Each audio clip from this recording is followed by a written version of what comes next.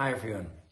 Someone asked me if I'd make a little video about Morocco, not the Morocco that I'm living in now, but the Morocco that I experienced as a child coming here with my parents and my sisters, and how it's different from the Morocco that we've got today. My grandfather, the Serdar Iqbal Ali Shah, lived in Tangier in the north of Morocco the last few years of his life in the 1960s. He was killed in November 1969 when he was knocked down by a reversing Coca-Cola truck outside his house on Rue de la Plage, Tangier. And I was just a tiny kid then.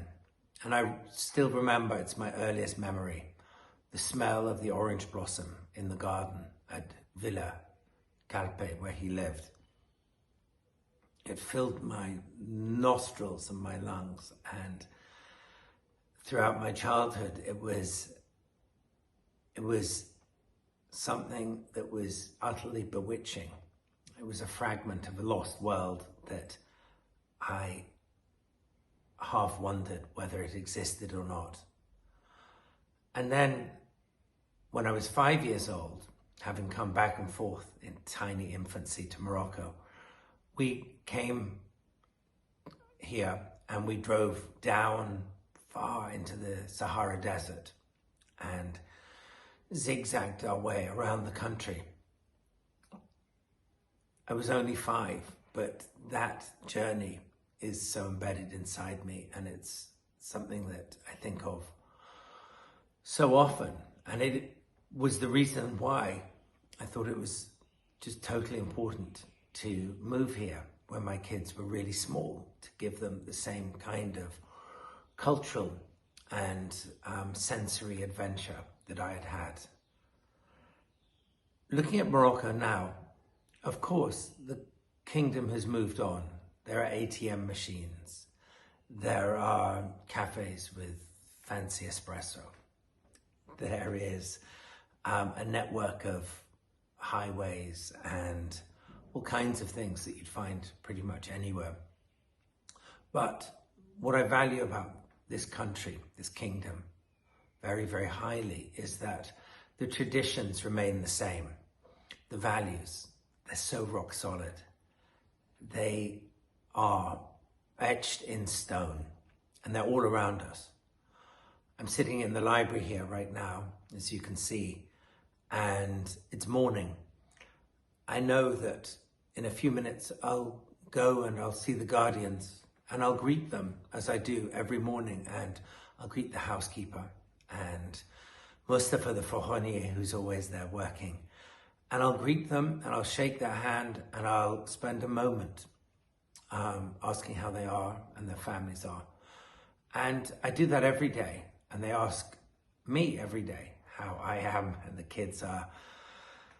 In Moroccan culture, there's this thing which is, it's time. In every society there's time. But in Morocco, there's time presented to someone by someone else in order to honor them.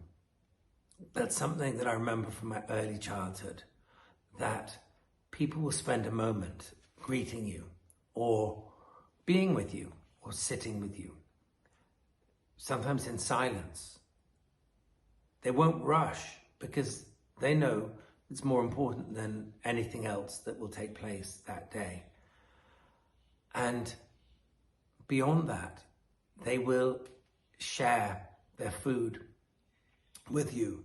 Moroccans rarely eat alone because they believe that food is communal, and that almost as if by sharing their food, the taste is all the better. That's something that I can remember from being down in Gulmim in the desert when I was 5 years old, in the very early 1970s. A Bedouin family, the man in blue flowing robes, they shared their food with us. And I remember saying to my mum,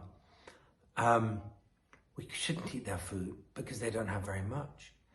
And we've just blasted in, or something like that, I said. And I remember my mother saying, we're honoring them and they are honoring us.